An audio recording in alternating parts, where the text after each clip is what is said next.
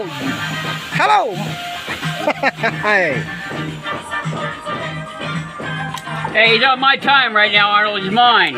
Ah, you also Arnold? I thought it's Arthur.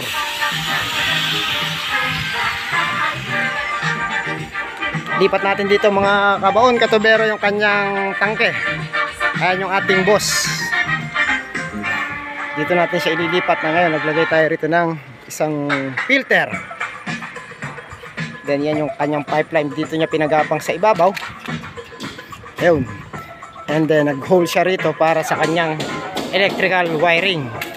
Siya na raw po ang mag-electrical. Siya na raw po ang bahala.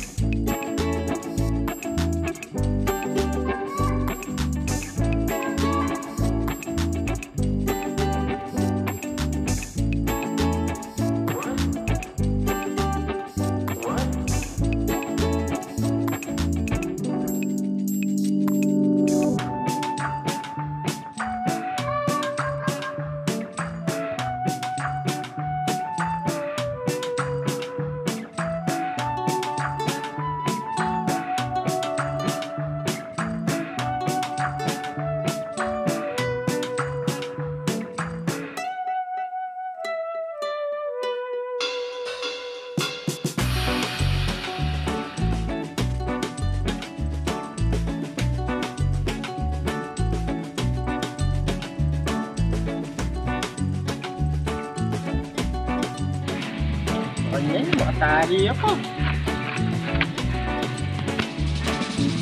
Filter ito.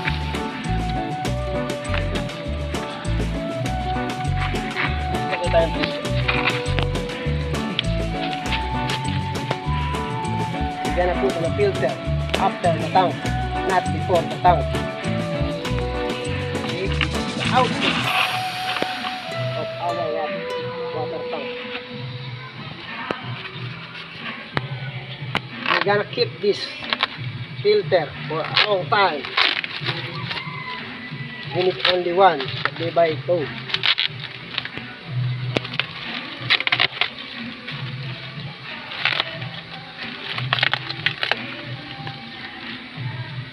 Ay, marinak ne. Puro alikabok ne.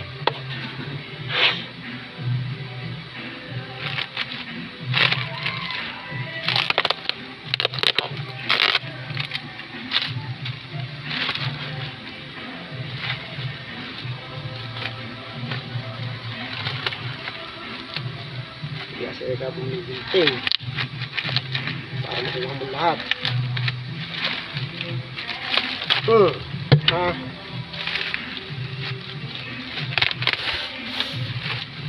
Aha.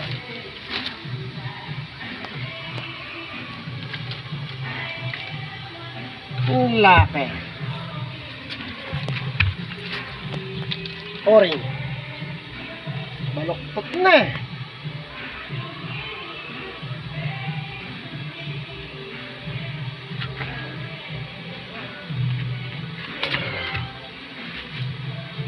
Ay, maragulya. Malapit.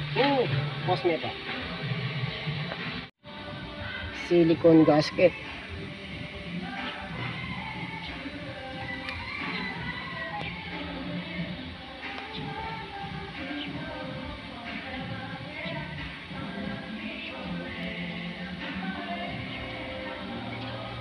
Liit ng silicone.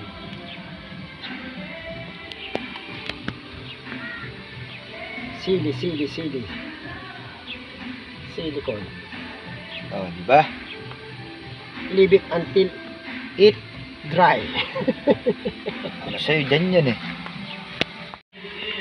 Ano nangyari?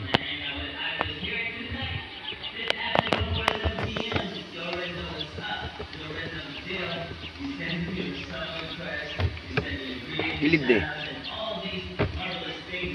Tagilid. Siyempre, hinahanap natin ang Kasi gamitin nila oh. ano mo muna kung iya.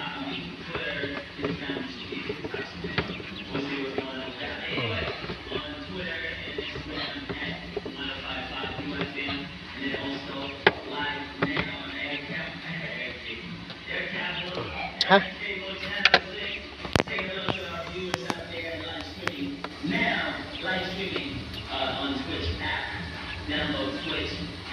Okay.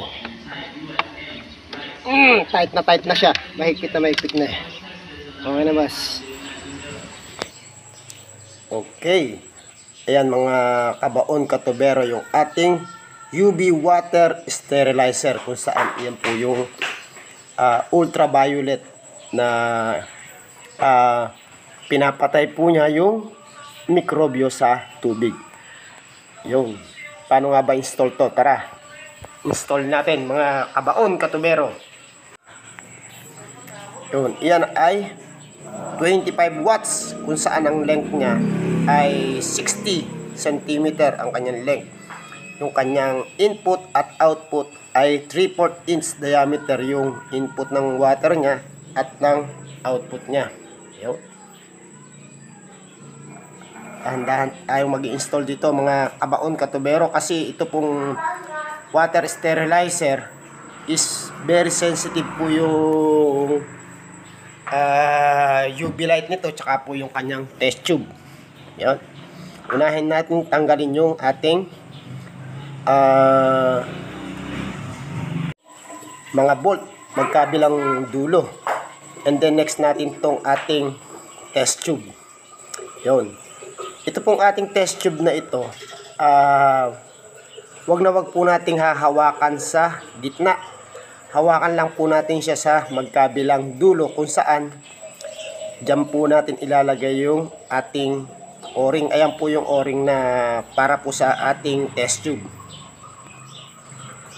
Yan po, kasi maselan po ito dahil hindi po madidetect nung ating UV light yung kung mga germs ng tubig o yung virus. Kung ito po ay magkakaroon po ng mga fingerprints. Kaya po wag na wag po natin hahawakan sa gawing gitna, kundi sa magkabilang dulo lamang po. Ayan, ngayon tatanggalin na natin yung ating plastic, and then ipapasok na natin siya sa casing ng ating UV water sterilizer. Ayun. Ayan, kung mapapansin nyo, ayan, nakakabit na yung o-ring sa kabila. Yan.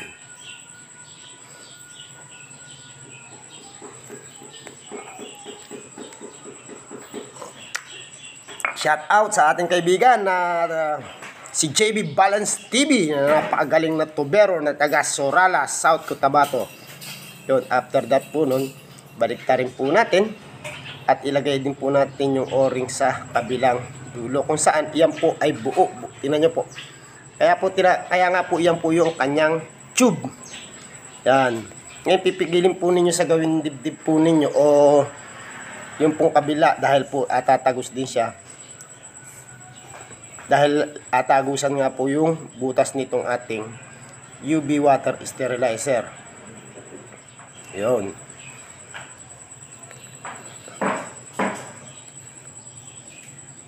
Yun, tingnan nyo po, nakakabit na siya mga kabaon. Dito po yung pong close nut yung ating ilalagay dahil ito nga pong yung pong kanyang tube kung saan dyan po yung merong sarado din yung puwit ng tube glass natin. Kaya dyan po yung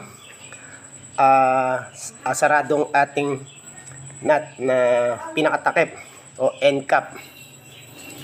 Then dito naman po sa kabila, ito yung pong ating end cap na open. Ayun.